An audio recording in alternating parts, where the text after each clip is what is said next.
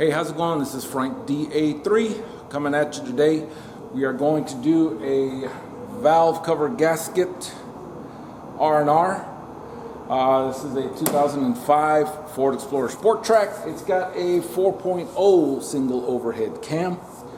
Let's break down real quick what we're going to try and do in two phases. Passenger side, driver side, and it's a little more involved than most of the valve cover gaskets that I've done, and let's take a look at why.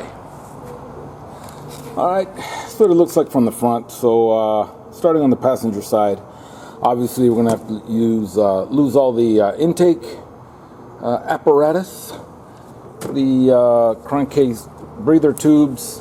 It also requires you to drain probably at least half of the coolant. Get the coolant because the coolant hoses need to come off. The heater hoses need to come off. So and that's just to access the passenger side.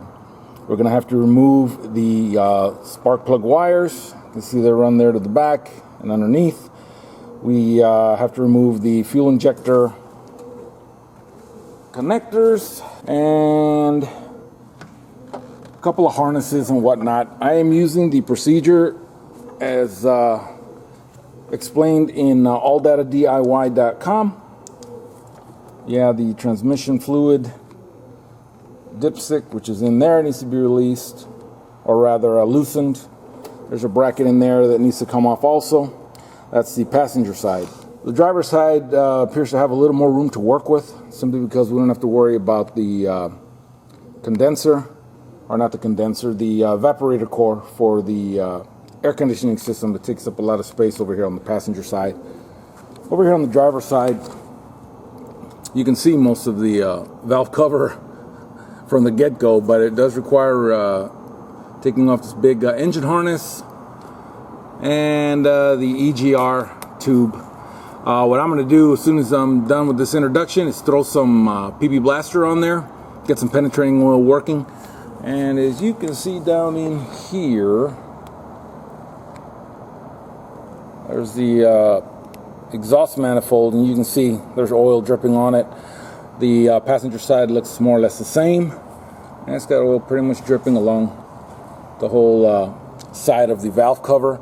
So I'm going to go ahead, get all this stripped off. The ignition coil needs to come off as well as all the surrounding harnesses and whatnot to free up that valve cover. So keeping with my the theme of my videos, it's going to be pretty straightforward. I'm going to get going at it, and I'll stop. You'll probably see most of this in time lapse, and I will stop and explain any major hurdles, or not major, any hurdles that I come across and what I did to overcome them. All right, guys, and before we start tearing into it, just going to go over a few of the tools that I've got set aside. Everything is metrics as far as the sockets and wrenches go. It's very rare nowadays that you can find standard size bolts. I mean, they're more or less those awkward sizes. Nevertheless, I've got 8, 10, 12, 13, 14, and 15. It's pretty much all I've got set out. The valve cover bolts themselves are 8mm. So I've got the several different types of wrenches in 8mm to be able to get back there. I anticipate they're having an issue getting their way in the back.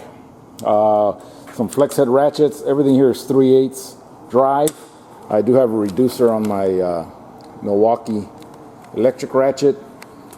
A little impact hammer, 3/8 drive bit to get some of the more stubborn but smaller fasteners off. Gonna need some spark plug wire pullers. This grabs onto the boot for those rookies out there. They've got a rubber coating on the end, so you can grab that boot. You got to make sure you twist it when you pull it off, otherwise you might tear the terminal on the inside. Some basic pliers, loosen up those tension clamps, and some different pliers, little assortment just in case I need to reach down in there and grab some stuff. That's pretty straightforward. I do have a 1/4 inch rack out here, but the only one I've got off is an 8. The deep socket, 8 shallow, you know, and again, just an assortment of some different ratchets that flex and whatnot, give me some different angles to get back in there. So again, starting from the beginning, the first thing we're going to do, tear off all the intake. Well, actually, I'm going to drain the coolant, and when I get started, the coolant will be drained already. So we're going to start with the intake and make our way to the back. Well, it didn't take long. All right, guys, you got to remove the splash guard from the bottom. Just to let you know, you've got 3 8mm bolts in front, and you've got 4 10s, 10mm, 2 on each side. Also, I know I said just about everything was an 8, and of course, the minute I said that, I want to take off the pretty engine cover here, and these are 7mm, 3 7mm bolts. And keeping waiting for the coolant to drain a little bit more, and then we'll start hitting it harder.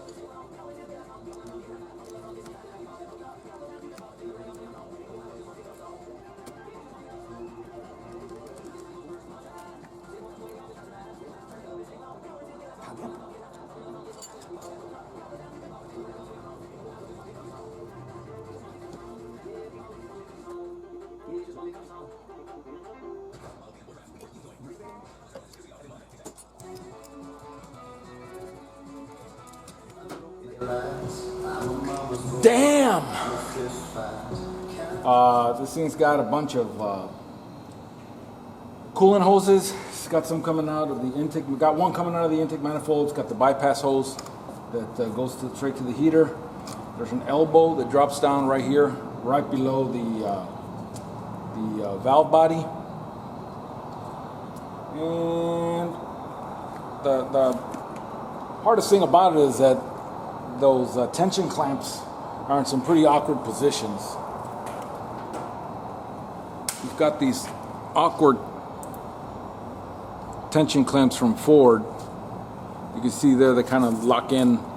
They're supposed to lock into themselves, but they don't. Some weird looking stuff. So you don't have much space to compress them. So that was kind of a pain in the butt. Of course, the main radiator hose, same thing. The clamp. That's why I use that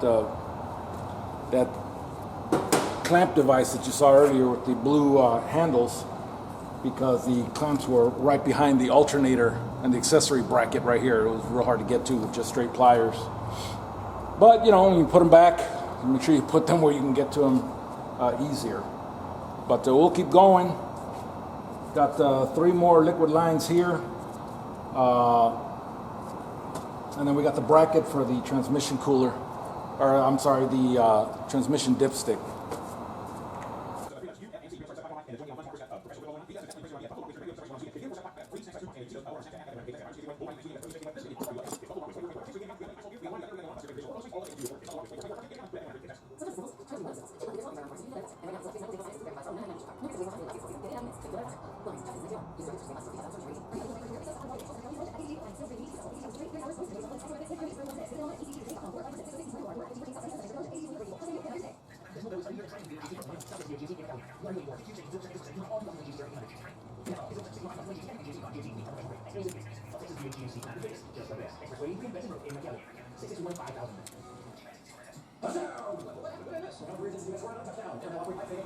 Okay, I just remembered how sweet it was when I tuned this thing up.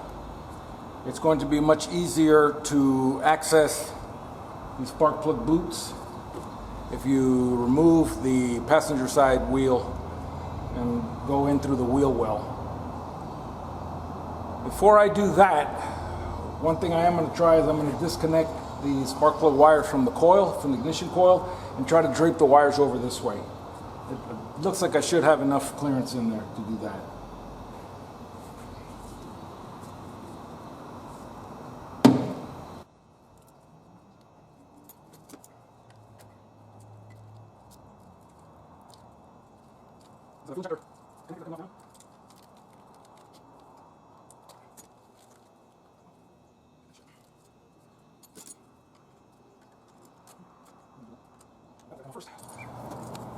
Okay, you've got, looks like the bypass line coming out of the thermostat housing, which is way in there.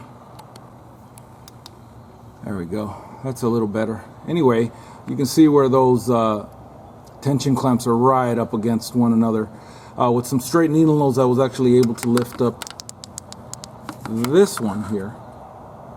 Gonna lift it up. It's on the elbow now. You can see the marks there where it was before. So, and this sits pretty much in there, but these lines need to come off because this bracket needs to come off so you can move it all out of the way together.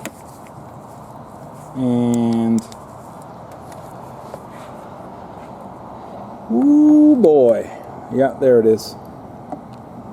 There's the bolt down in there. It looks like a 15 maybe, that holds on the heater lines, the heater line bracket. So all this has to come off, as you can see, so that you can have access. After that, it looks like if I can move those ignition wires out of the way and swing them this way, it looks like I knock on wood, but shouldn't be too much more difficult getting it off. Okay, for this bracket that holds on the heater tubes and the transmission dipstick, looks like we got a 13 on the back side and it's a 15 on the front side. A lot of fun to get to.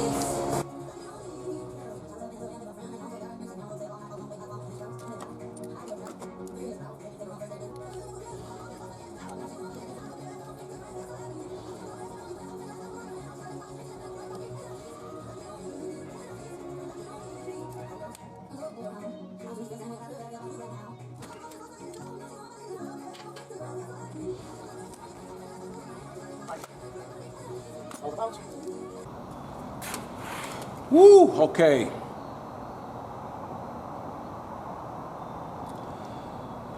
Trying to get to this bracket from up here on top. Looks at the 13 millimeter in the back. You can access, looks like, of course I say that now.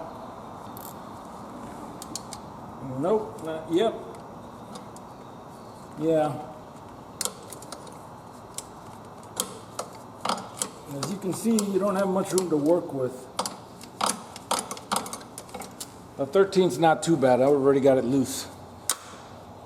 The 15, double checking, yeah, that 15 needs to come off.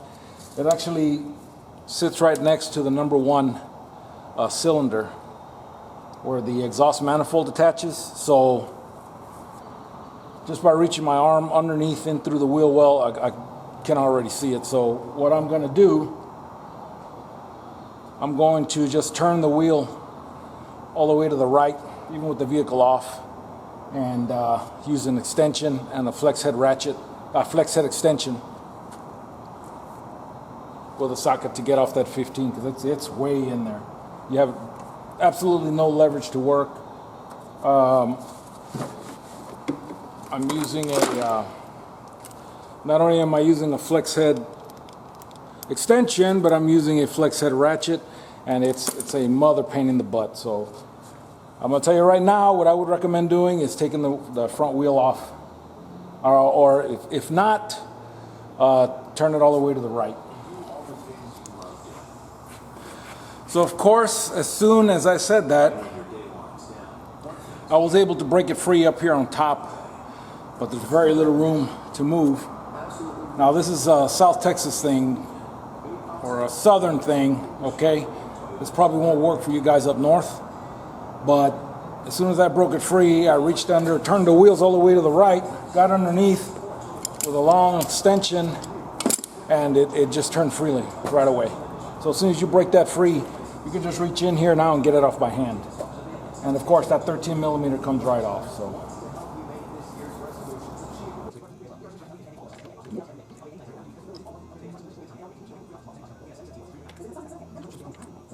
Woo.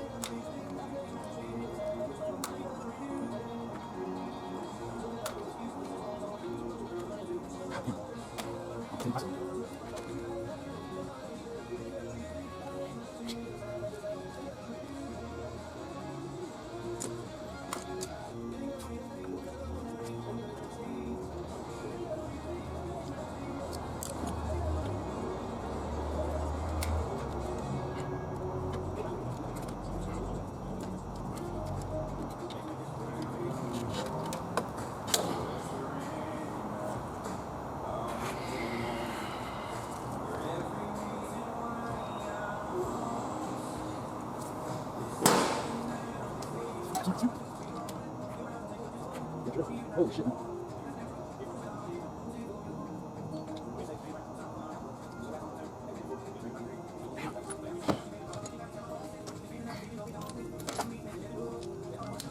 Okay. Found yet another bolt. See if I can zoom in on it. And this one I am going to access right there. Yeah, that's attached to the bracket. Once you move that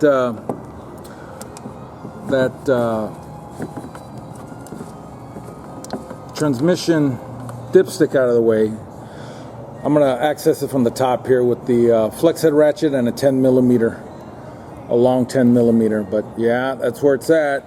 I don't think you can see it from underneath. Nope. So, good times. Oh yeah, saving a lot of money doing this myself. Yeah, that's why I do it. All right, hopefully I'll break it free. Okay, let's see. Right here. This hose has got an elbow going down into the thermostat housing. Yeah, it's hard to see. Talking about this hose right here. As you can see, it's got an elbow that goes down into the thermostat housing. You got to loosen both of these clamps. The clamp here to get it off, and this clamp here, this is the clamp that I was telling you was facing downward and right up against the alternator. Pain in the butt, but in order to get this bracket off, which is stuck behind the, there's not enough clearance to get it out in between the alternator and the oil fill. So, got to get this part off so that you can slide it out this way. Good times.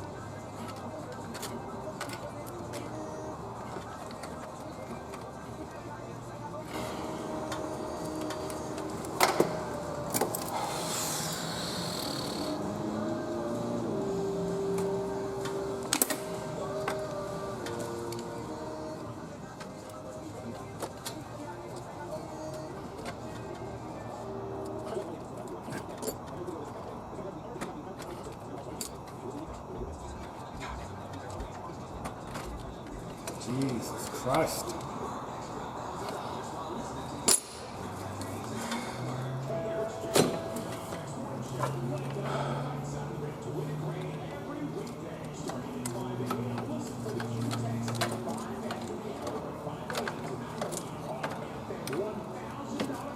Look at this shit, man.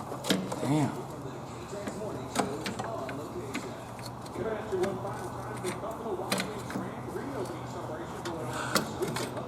Here's the bracket. Okay. This bracket sits in there like this. There you go. Sits there like this. This side goes into the thermostat housing to that elbow. This side attaches down here to a hose coming out of the water pump. The bypass line going into the heater. So this is the heater inlet, heater return. Woo!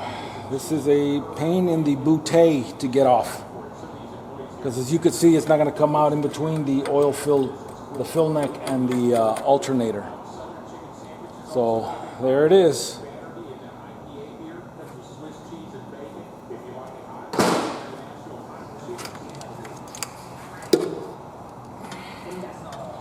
And right now I'm just moving all these hoses and lines out of the way. But it looks like if I can get these spark plug wires to drape over, I think I'll be all right.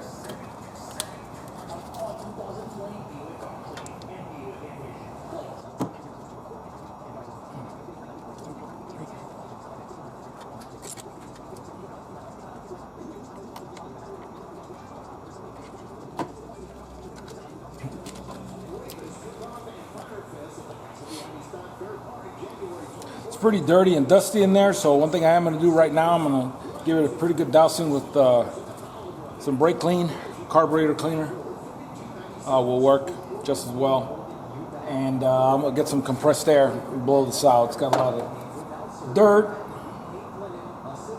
leaves, and some other debris back there I want to get out of the way. So when I take that valve cover off, nothing falls into the engine, into the valve train. Okay, no reason to listen to the compressor blow for 20 minutes. Anyway, I just sprayed it down a little bit. It's going to blow it out.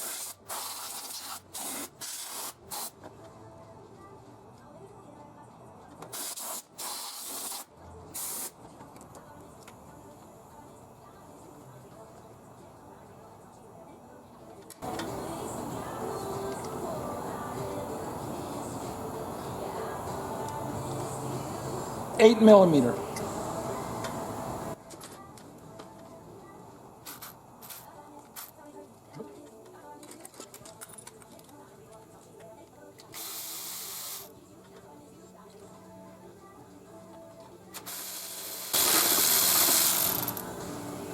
Now these flexible extensions come in very handy. Gives it a little bit of play.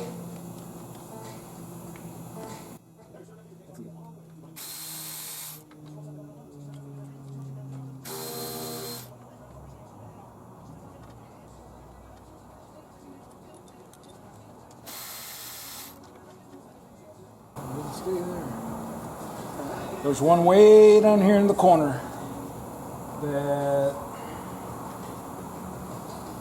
I will probably take off by hand. Yeah.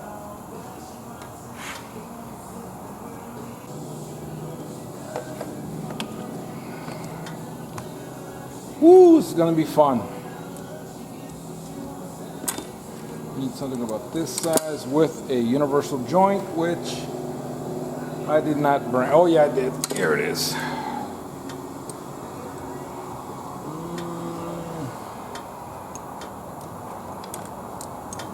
This might work well.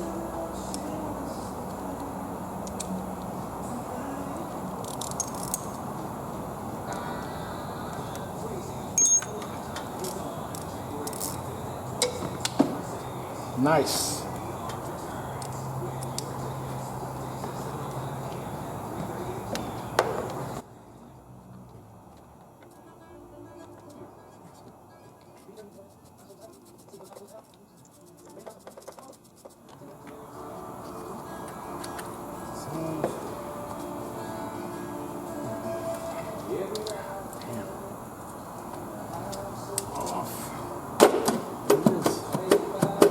Still on there.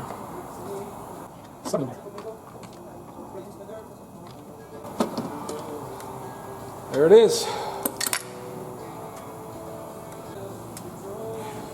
One thing I'm going to do just to keep anything from falling into the valve train, I'm going to go get some clean rags. As soon as I pull that valve cover off, I'm going to go ahead and cover up the valve train with some clean rags, keep anything from falling in there.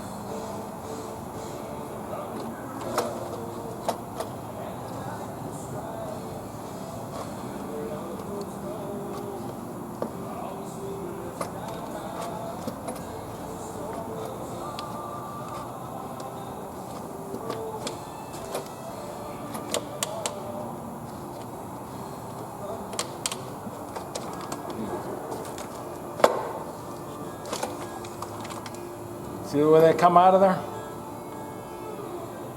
You got to be careful with this edge right here. It's got to come out kind of up and tilt it over.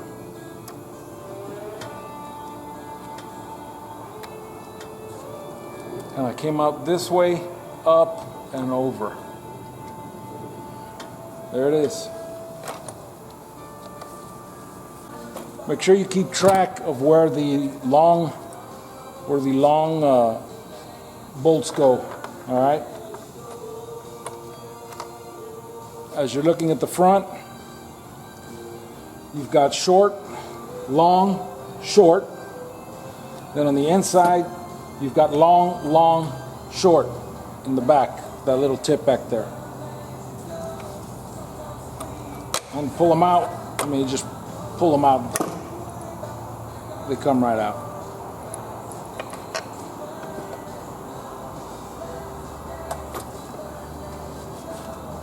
Alright guys, if you're peeling off your gasket and it comes off in this many pieces and it looks like this, you know, and it breaks off because it's so brittle, yeah, time for another one. Alright, I've got the valve cover cleaned up. Getting ready to put the new, I'll get this out of the way. Getting ready to put the new gasket on there. I saw a video where a guy was putting little dabs of form a gasket or adhesive to get it to stick on there. And that's fine if you do it that way. This is the Feld Pro part number. Again, this is a 2005 Ford 4.0 liter. It's an Explorer Sport Trac. Let me turn the light here a little bit. The new gasket has got little notches on the bottom, or actually on the top. This is a part that goes into the valve cover. So you can see it's got all these little notches on there. So there's no need really to put on any form a gasket or any type of adhesive. To each his own. You know, if you want to do it, fine. But if I know the gasket's going to hold on there, I'm going to go ahead and do it without any gasket maker. Just a little tip. And I already put on these blue O-rings, these little seals on all the bolts already. They're already in there. So now I'll just put in the gasket, and then I'm going to clean that gasket surface and put it all back together, just like the book says. You know, to reinstall is reversive removal. How nice. One sentence to put it all back together. And as you can see from the inside of the valve cover, it's in pretty good shape. I bought the vehicle with 102,000 miles on it, and I've run nothing. I did a motor flush on it at that time. Put synthetic oil, Mobil 1. I use Mobil 1, but I've run nothing but the synthetic motor oil through it. And as you can see, I mean, it's in pretty good shape. So let's go ahead and get this gasket back on, and we'll clean up that gasket surface and, you know, reverse the process for installation. Okay, we got the gasket mating surface all cleaned up. You can see it's clean all the way there to the back. So kind of a pain in the butt getting down in there, but just take your time. What I did was just, there's going to be a lot of crud up here, guys. So be real careful. Blow it out well, flush it out with carburetor cleaner or whatever before you get the valve covers off. And what I did is just shove these rags down in the valleys there, in these little ports, before I wiped and scraped it clean. Especially here where the injectors are. You can see there's like little dips, and that's for every portion here on top of the cylinder head. There's these little like dips there to allow the injector to turn, you know, get the connector on there, whatever. So be real careful. You know, I had the rags like this before I was wiping, and then went and scraped it with a razor blade. So the mating surface is clean. We've got the new gasket in place. Again, there's no need to use Forma gasket or any type of adhesive. It holds on there very well. So now, you know, installation is reverse self-removal, according to the book. Hopefully it'll go well. If I hit any snags along the way, I will let you know. See if I remember now. Again, installation is going to be reversive removal. New message, standing by. So I'm going to clean this up a little bit. So should go in like this, and in. Let's see if we can make that work. Let's move this vacuum line out of the way. Let's give it a shot.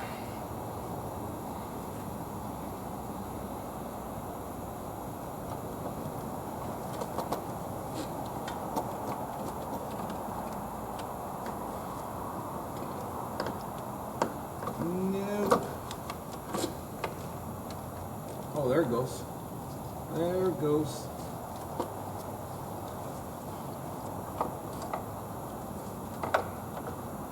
There it is.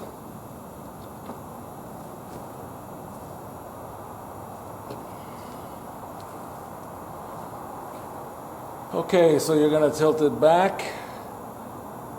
Going to tilt it towards the driver, in and down. Piece of cake. Installation is reversive removal, guys. Okay, well, that's the passenger side. Going to button everything back up, and then we'll start on the driver's side. The last thing I wanted to mention here on this side is that obviously start in the middle. 1, 2, 3, 4, 5, 6. Okay? And the torque spec is 89 inch-pounds. Okay? 89 inch-pounds for the valve cover bolts. And just in case some of you don't know out there, not only does the cap come off, but the neck, the fill neck comes off also, which makes it easy to get a straight shot, a good perpendicular angle for the torque wrench. So you're going to need an inch-pounds torque wrench, 89 inch-pounds on the valve cover bolts. I'll find the damn brackets. I got it over there where I'm gonna clean this up. But the two bottom bolts are 21 foot-pounds, and the nut that holds on the transmission dipstick is 13 foot-pounds. All right, 21, 13. All right.